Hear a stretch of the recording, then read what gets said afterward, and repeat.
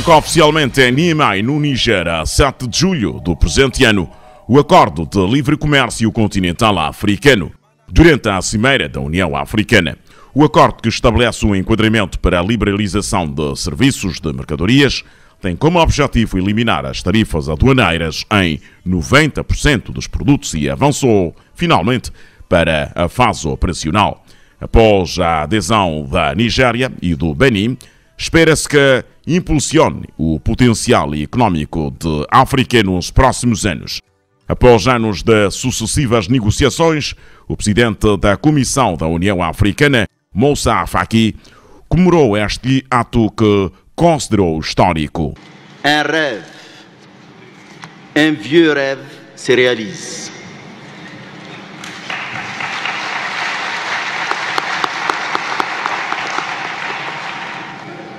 Les pères fondateurs doivent en être certainement fiers.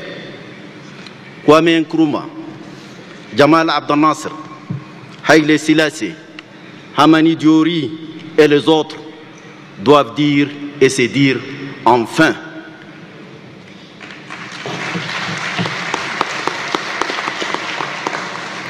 Entrée en vigueur le 30 mai 2019, la zone de libre-échange devient ainsi le plus grand espace d'échange commercial au monde. Entretanto, em termos económicos, o processo de integração regional implica necessidade de convergência das economias, de modo a reduzir a heterogeneidade das economias dos países membros, que implica, entre outras medidas, o controlo dos índices de inflação, a relação entre o déficit orçamental e o PIB, controle da dívida pública, entre outros, trazendo à luz um aceso debate sobre a eficácia e relevância de uma zona de comércio livre africano. Olá, sejam todos bem-vindos ao Política Internacional, seu programa semanal de Relações Internacionais e Política Externa. Esta semana temos como convidada a doutora Cirina Moussa, que é docente e pesquisadora, e vai conversar connosco sobre os desafios da atual Zona de Comércio Livre Africana, que entrou recentemente em vigor. Doutora Cirina, muito obrigada por aceitar o nosso convite para conversar connosco. Seja também bem-vinda ao nosso segundo programa Política Internacional. Doutora, a nova Zona de Comércio Livre pretende, segundo o que disse o presidente Muammar, pretende ser a maior Zona de Comércio Livre. Não é uma decisão ambiciosa, considerando os enormes desafios que a industrialização e as trocas comerciais intra-africanas conhecem atualmente? Bom, talvez começar por explicar o que é uma zona de comércio livre, ou o que é que pressupõe uma zona de comércio livre. Zona de comércio livre tem a livre movimentação de mercadorias, de serviços, a livre movimentação de homens de negócio, eliminação de barreiras. Mas para que haja um grande aproveitamento da zona de comércio livre, é preciso que tenha produção. E nós, para termos capacidade de oferta, que é a produção, significa que temos que ter a indústria. Então, a industrialização. Moçambique está, neste momento, a trabalhar no sentido de desenvolver, incentivar o agroprocessamento. Temos grandes potências no continente africano. O caso da Nigéria, Egito, África do Sul, e também podemos até incluir Quênia, que já tem a área de agroprocessamento mais desenvolvida e já exportam bens alimentares para o continente africano, em particular para a América do Norte e para a África subsaariana. Então, é uma ambição, mas uma ambição que eu creio que vai exigir bastante de como Moçambique. E essa é a questão, se calhar, que vai um pouco na discussão sobre a Zona de Comércio Livre. É verdade que a primeira assinatura do acordo da Zona de Comércio Livre na União Africana, nós tínhamos entendido que era um ato político. Hoje, quando já estamos numa fase de implementação, qual é a lógica que Moçambique, por exemplo, qual é a lógica que guia a decisão de Moçambique de entrar neste mercado, mesmo quando reconhecemos que mesmo em termos da nossa zona da SADC, ainda não chegamos a estes níveis de livre comércio e mesmo de complementaridade, considerando as nossas deficiências? Quando se trata de organizações de integração econômica, os países ou participam que é para poderem influenciar as decisões que são tomadas, influenciar os instrumentos que são decididos para beneficiá-los, ou não participa ficando de fora e no momento de aderir não poderá negociar, que é para poder acomodar os seus interesses. Então, a estratégia da maior parte dos países é participar num processo de modo a garantir que as suas preocupações sejam acomodadas durante as negociações. E, aliás, Moçambique não é a primeira vez que participa numa negociação.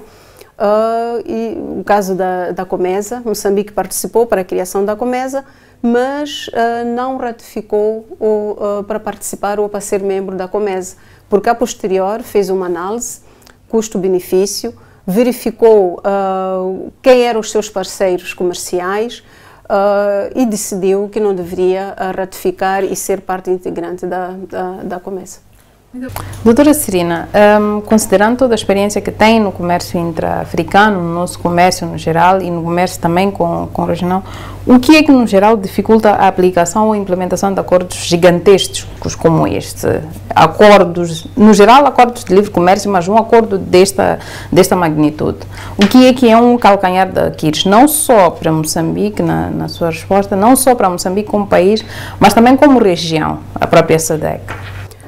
Eu creio que há vários aspectos que nós poderemos considerar como desafios, né? Se assim o quisermos colocar. O comércio internacional, para além de abrir o mercado, para além de criar oportunidades para as empresas, também transfere problemas de uma região para outra ou de um país para outro, sejam eles problemas sociais, culturais e especificamente económicos. Mas, por outro lado, as grandes potências, como referimos-nos atrás, África do Sul, Nigéria, vão consolidar o seu mercado, porque eles procuram o mercado. Mas o grande desafio é para os países como Moçambique, países que estão ainda em processo de industrialização. É preciso criar uma base sólida em termos econômicos. Mas tem outro aspecto fundamental, que é a legislação.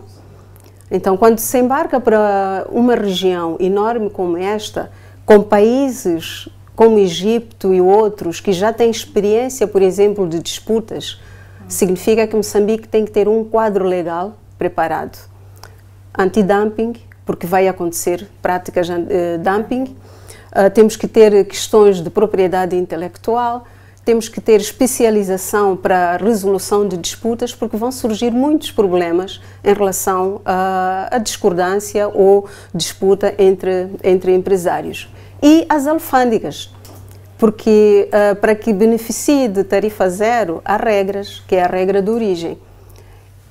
E significa que as alfândegas têm que ter capacidade para determinar ou perceber se aquele produto é originário do país, onde se diz, neste caso o continente africano, tendo em conta a regra que foi discutida de transformação, e não só, tem que também ter capacidade, com o envolvimento, obviamente, da instituição responsável pela qualidade, que é o INOC, em termos de padrões de qualidade.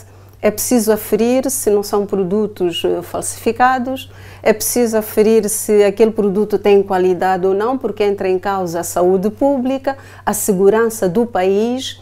E, nesta altura, com estas questões muito polêmicas no mundo, vai exigir bastante de países como Moçambique. E em relação a esses desafios sobre as regras de origem, verificação como é que nós estamos, por exemplo, em relação aos países vizinhos? Só para medirmos mais ou menos o nosso nível de possível enquadramento nesta zona muito maior. Como é que nós estamos em relação aos nossos países vizinhos dentro do relacionamento com a SADC? É interessante porque as regras de origem na SADC também não foram concluídas. E, coincidentemente, alguns aspectos ou alguns produtos são exatamente os mesmos que estão sendo discutidos na União Africana. É a questão do trigo, é um dos problemas, a produção de testes e confecções. O que é que eu quero dizer com isto? Que há proteção. Os países protegem as suas indústrias. No caso da África do Sul, a indústria têxtil é uma das indústrias que protege. A indústria do açúcar.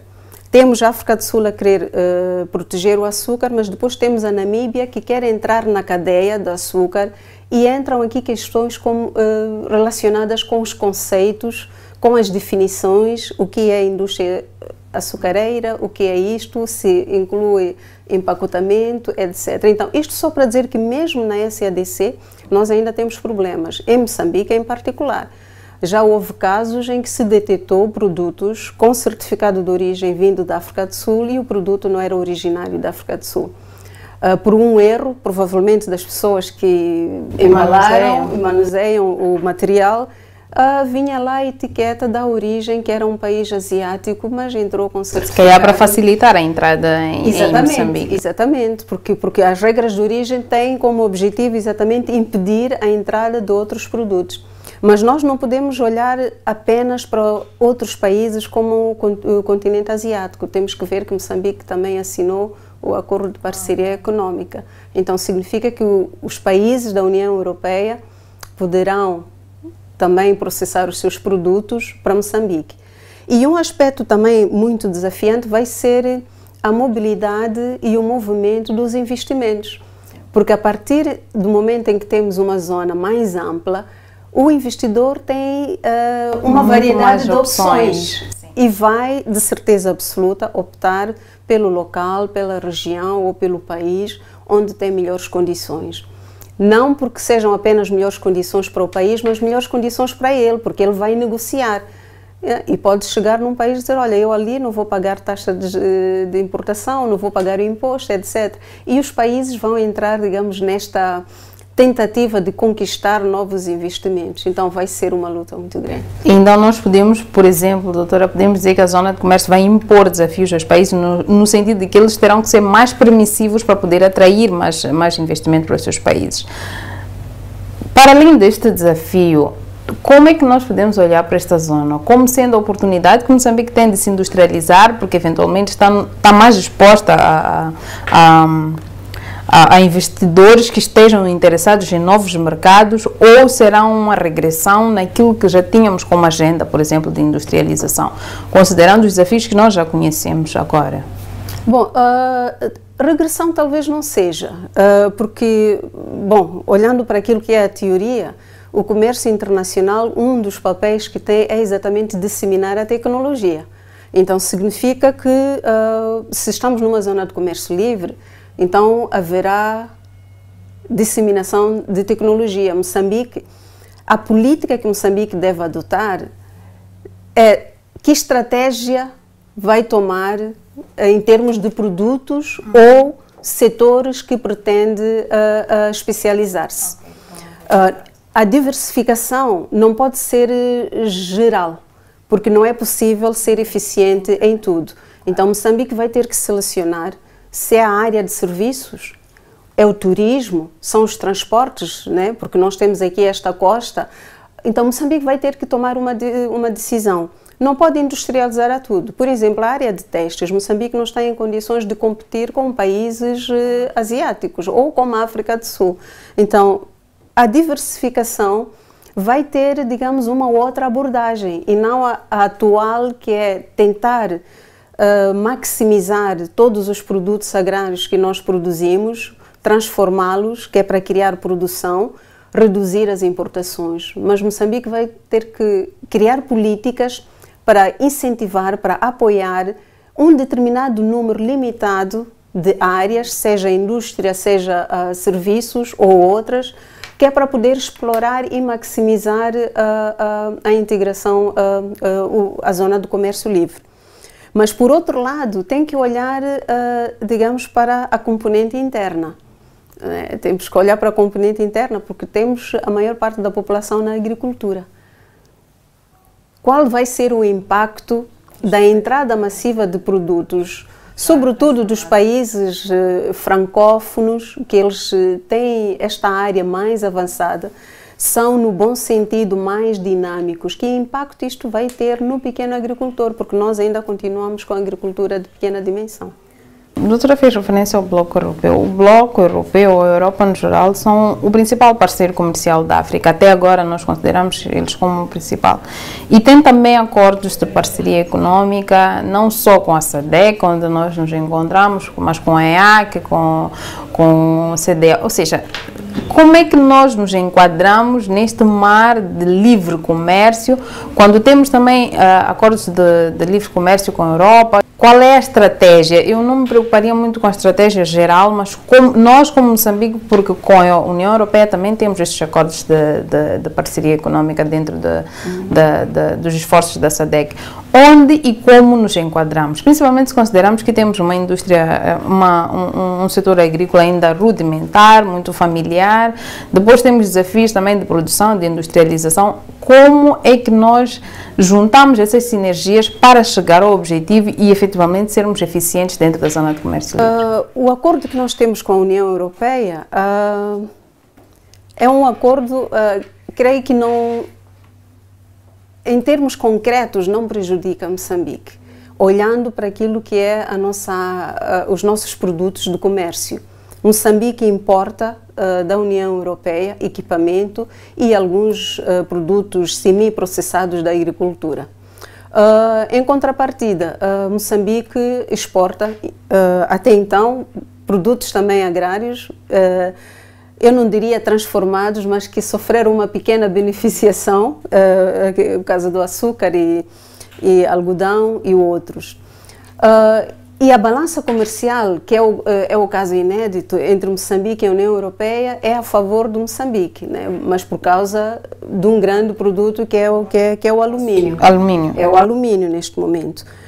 E a nossa economia, as exportações dos recursos minerais, por exemplo, já atingiram 27%. Então, estas exportações tradicionais já não têm grande significado dentro daquilo que é o contexto do comércio com a União Europeia.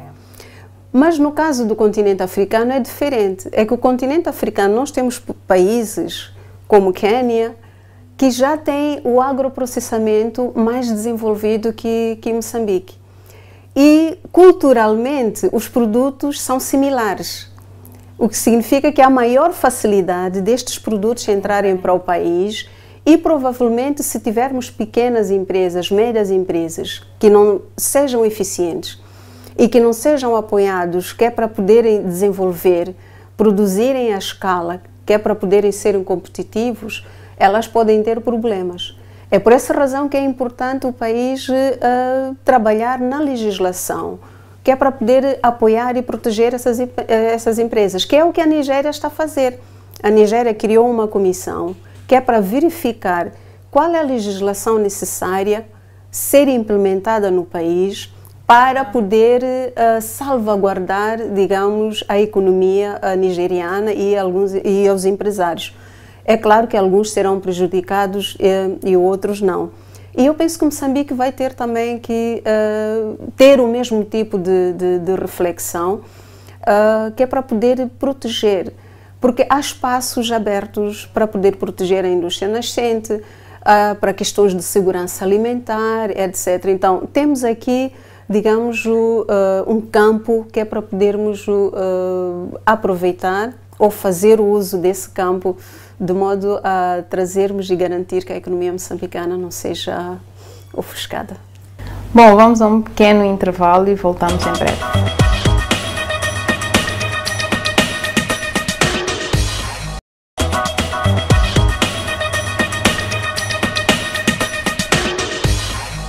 Voltamos ao nosso programa com a doutora Serina a discutir os desafios da Zona de Comércio Livre Africana. Doutora, nós estávamos aqui a falar um pouco dos desafios nossos, mas também eu queria que a doutora fizesse mais ou menos um pouco a semelhança do que nos contou o que acontece na Nigéria, sobre o processo todo que a Nigéria tem estado a fazer para salvaguardar os interesses da Nigéria dentro da Zona de Comércio. O que é que se espera ou o que é que se pode exigir também dos diferentes intervenientes do setor privado em Moçambique que trabalham com o setor do comércio? Como é que nós podemos mobilizar esta sociedade toda, principalmente o setor privado, sobre a importância de estar na zona de comércio livre, mas trabalhando sempre a salvaguardar os nossos interesses? O setor privado tem que estar sempre presente, porque embora sejam os Estados, os governos a negociar os acordos de integração econômica, quem vai operacionalizar é o setor privado, né? São os empresários. Agora, os nossos empresários são chamados a serem autodidáticos neste caso, porque eles têm que começar, ou já deveriam ter começado, a analisar o mercado da região, a verificar se é possível fazer parcerias, que tipo de parcerias poderão fazer, porque as regras de origem vão trazer aqui uma questão de acumulação. Então, uma matéria meio transformada num país, depois passa para outra, etc. E nós podemos fazer esse aproveitamento. Mas o setor privado, mais do que o governo, precisa trazer aquilo que são as suas preocupações, aquilo que são as suas perspectivas, mas no sentido de ser o co-autor, o co-colaborador, parte integrante. Então não se deve considerar parte externa que é chamada no fim das negociações.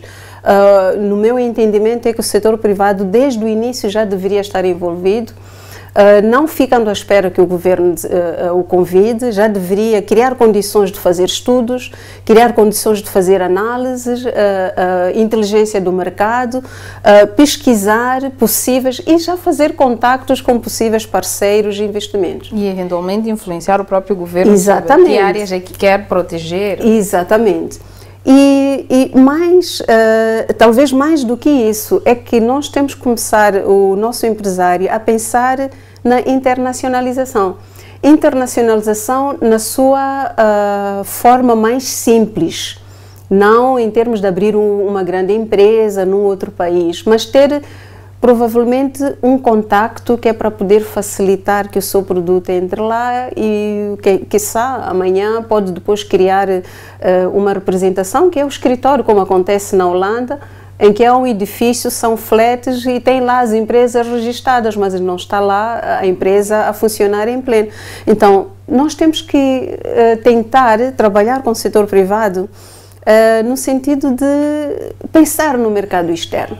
O mercado moçambicano é pequeno em termos de poder de compra e numa situação destas o melhor mercado e os grandes investimentos virão não é a olhar apenas para o mercado interno, que é pequeno, mas sim a olhar para o mercado, neste caso continental, e a tempo atrás olhava para o mercado da região. Mas depois temos a questão das multinacionais, que é a outra atenção que nós precisamos a ter, porque as multinacionais têm aqueles acordos de não competirem entre eles, né? O nosso empresário tem que começar a ser mais proativo e não, digamos, estar numa posição de reagir àquilo que acontece na região, no continente e no mundo. E a OMC, doutora, nós estamos aqui a falar conversamos sobre a zona de comércio livre, livre comércio, liberalizamos na nossa região, depois temos acordos tripartidos, depois temos... Onde é que a Organização Mundial do Comércio se enquadra nestes esforços de liberalização? Até que ponto nós estamos de acordo com as regras? Como é que funcionamos? A doutora tinha falado, por exemplo, da necessidade de haver mais especialistas, porque este processo de comércio tem muitos desafios em termos de regras de origem, regras de dumping e até de disputas dentro da OMC. Como é que a OMC pode, por exemplo, estando dentro dos... Como é que ela pode assessorar também os países nestas temáticas? Ou seja, onde é que nós encontramos a OMC? Porque falamos sempre do esforço de liberalização, mas nunca vimos uma posição oficial da própria OMC. Como é que estamos em relação a isso? Bom, a Organização Mundial de Comércio é uma instituição que regula o comércio internacional de uma forma mundial. Os seus membros têm regras que devem cumprir. A regionalização não é proibida na Organização Mundial de Comércio, né, que é o famoso artigo 24, não é proibido. Pode ser utilizado como uma forma para expandir e liberalizar o comércio. Então, a teoria e a base teórica da Organização Mundial de Comércio é exatamente o liberalismo. E se o continente africano tem esta iniciativa de liberalizar o mercado, o que será necessário depois de o acordo estar a funcionar, dos países estarem a liberalizar, é notificar a Organização Mundial de Comércio. E a Organização Mundial de Comércio vai depois fazer questionamentos, porque não pode haver uma discriminação sem uma base legal, não pode haver um aspecto que fira as regras da própria Organização Mundial do Comércio. É mais ou menos neste ponto que onde é que temos a organização? Ela aparece depois de que, por exemplo, um acordo tripartite dentro da zona que começa, a OMC é notificada e depois ela dá mais ou menos uma visão sobre as regras do que deve acontecer, ou a OMC espera para verificar possíveis incumprimentos e discriminações entre outras nações? Como é que isto funciona? Em regra, as organizações de integração econômica inspiram-se nos textos da Organização Mundial do Comércio. Então, se é a área da agricultura, é o Acordo sobre a Agricultura, se é a área de comércio, é o GATT, se é a área de comércio de serviços, é o GATS, né, que é o Acordo sobre Serviços. Então, inspiram-se, inclusive nas disputas.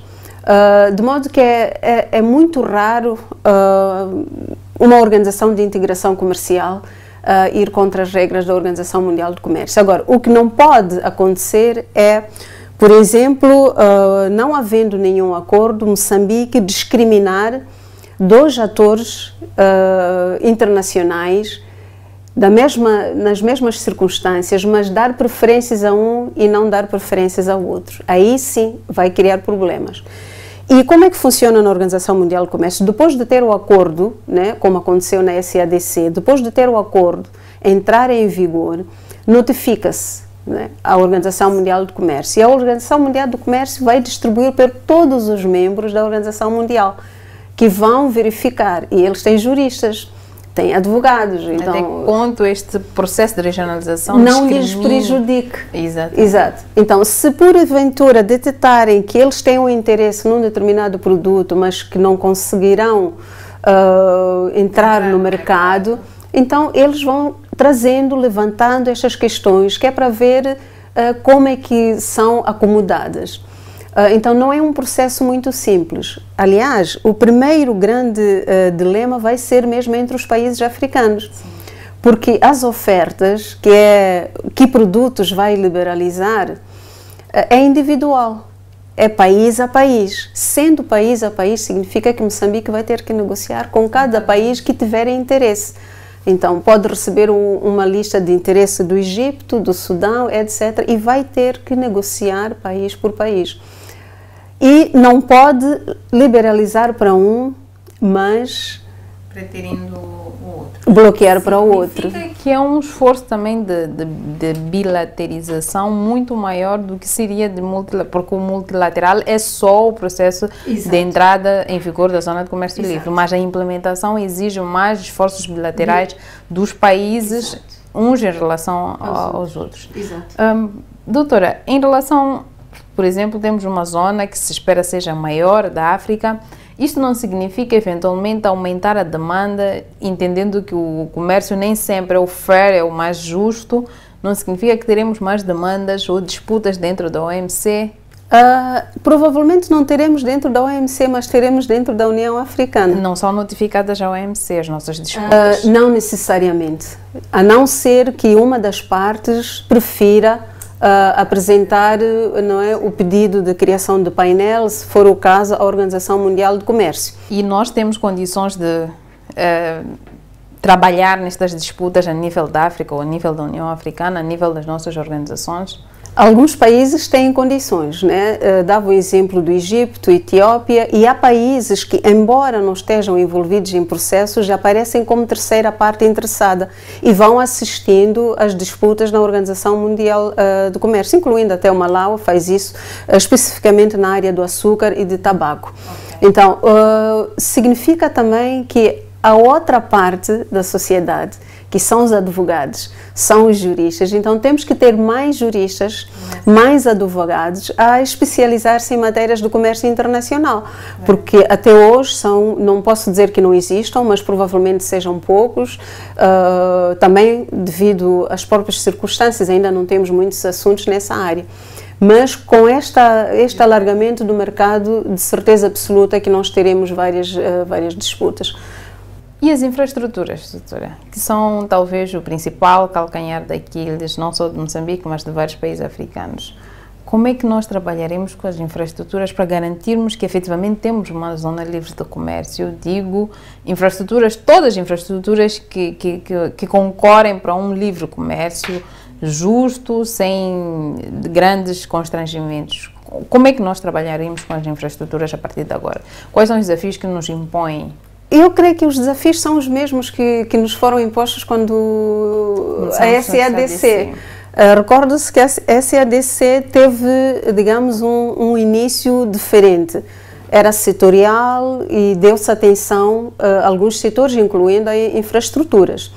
E na União Africana teremos o mesmo problema. As infraestruturas são a base, mesmo a nível nacional, são a base do desenvolvimento da economia. E da SADC até hoje nós não conseguimos criar uma experiência que nos permita, se calhar, dar este salto de forma talvez menos onerosa, menos difícil para nós? Houve alguns exemplos de projetos regionais na SADC e é preciso reconhecer este aspecto, esta parte desenvolvimentista da SADC.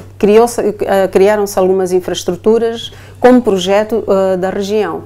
Mas também podemos olhar para fronteiras únicas, né? Moçambique tem uma com a África do Sul, é no âmbito da integração regional. Mas a questão é que os esforços neste caso, porque é zona apenas do comércio livre, e zona do comércio livre não tem fundos de compensação, não tem fundo de desenvolvimento, significa que cada país tem que criar as suas condições por si. Então, mesmo recorrendo aos projetos, ao programa NEPAD e outros, são programas em termos de o que é que deve ser feito na agricultura, o que é que deve ser feito nas comunicações, o que é que deve ser feito. Mas não existe um fundo de compensação, como aconteceu na União Europeia, em que Moçambique aderiu à União Africana, vai perder tanto ou vai perder esta oportunidade, que são os custos da oportunidade, e é preciso apoiar este país para atingir estes níveis, etc. Será muito difícil.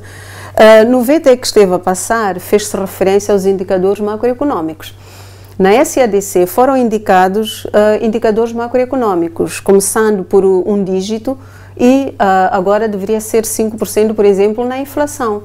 Mas ainda não se atingiu, porque não depende apenas da região, depende daquilo que acontece também no mundo. Mas não atingindo, como é que isso afeta a SADC? Significa que simplesmente não atingimos e deixamos por aí, ou continuamos com os esforços para ver se chegamos a estes... Eu prefiro dizer que continuamos com os esforços, porque, como sabe, não há uma obrigatoriedade em termos punitivas se um país não cumpre, como acontece nas outras organizações, mas que já são mais. Mas afeta a região, porque se a inflação em Moçambique é maior, vai afetar, de certeza, as relações que tem com os outros países, seja em termos de importações, seja em termos de exportações, devido ao impacto que tem. O mesmo acontece a taxa de juros, que são, digamos, elementos e determinantes do comércio internacional. Então, se olharmos para todos os determinantes do comércio internacional, incluindo o índice de cobertura, vai afetar. Hoje, o nosso índice de cobertura é negativo.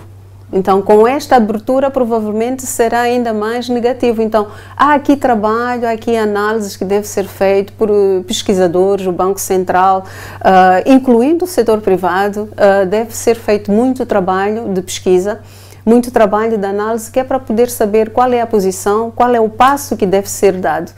Porque eu não acredito muito, honestamente falando, que em dezembro de 2020, todos os países estarão em condições de implementar, incluindo a África do Sul.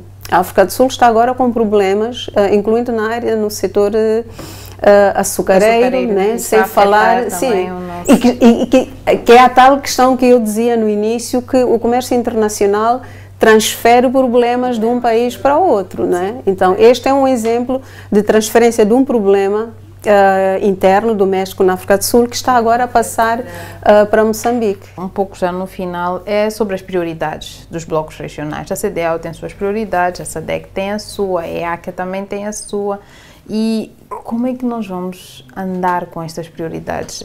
dentro da zona de comércio livre, entendemos que estamos numa zona só sem grandes compromissos e cada uma das organizações continua a perseguir suas prioridades, seus objetivos e quem sabe, numa outra oportunidade, integramos a tal zona de comércio livre gigantesca ou estas prioridades de cada uma das organizações terão que se conformar com um objetivo maior, que é criar este livre comércio continental.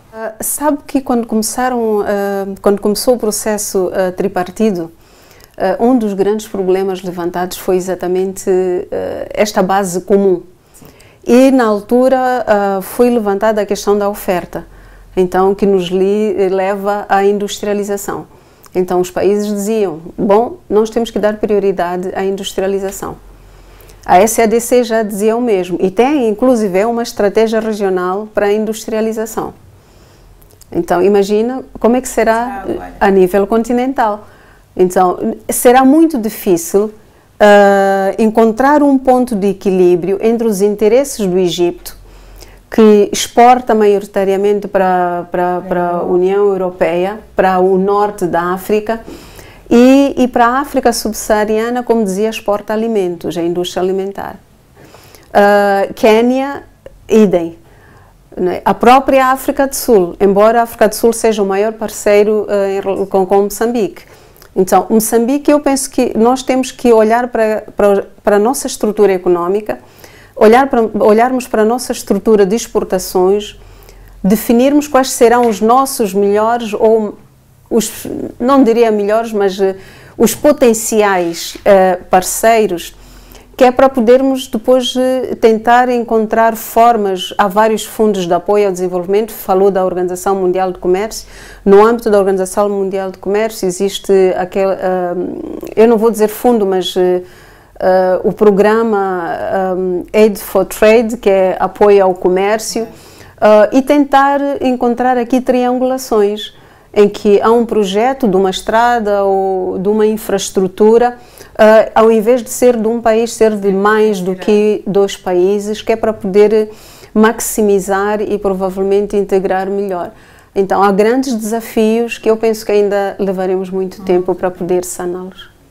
O livre comércio pressupõe a livre circulação de pessoas, e essa é uma questão já no final, e eu só queria uma opinião da doutora. Implica necessariamente a livre circulação de pessoas, e hoje há também movimentos que são relativamente mais receosos em relação à livre circulação de pessoas. Como é que nós podemos advogar por este livre comércio que implica efetivamente a livre circulação de pessoas num contexto, por exemplo, onde, por exemplo, agora na África subsaariana temos outros desafios, eventualmente de segurança, depois temos a zona do Sahel, também tem outros desafios, e estamos todos integrados nesta África onde se supõe que tudo vai estar a fluir, incluindo as fronteiras. Como é que nós advogaremos por um livre comércio num contexto como este? Vamos começar por olhar para pessoas. Não é livre circulação de pessoas todas, mas apenas homens de negócio, né? Então, já temos aqui uma restrição, significa homens de negócio. Será possível verificar se são todos homens de negócio? Provavelmente não, né? Então significa que a migração tem um trabalho a realizar, as nossas embaixadas ou as nossas missões diplomáticas têm também trabalho a realizar de verificação, não é? E não será fácil, não é fácil nos países com maiores tecnologias e não será de certeza fácil para nós. Mas nós temos que aliar isto, digamos, à evolução da tecnologia, né? A digitalização. E vai haver, no âmbito da zona de comércio livre, algumas plataformas eletrónicas, online, seja em termos de empresários, etc. Provavelmente isso poderá ajudar a mitigar ou a minimizar este impacto, mas ele está lá, o risco está lá. É por isso que dizia que comércio internacional não só traz coisas boas, que é maior mercado e tecnologias, mas também transfere problemas, e nós temos que ter consciência que teremos esses problemas e temos que criar condições para mitigar ou tentar minimizar o seu impacto. Agora, tentar evitar não será possível. Obrigada, doutora Cirina. Este foi o Política Internacional, o seu programa semanal de Relações Internacionais e Política Externa. Nos vemos daqui até 7 dias.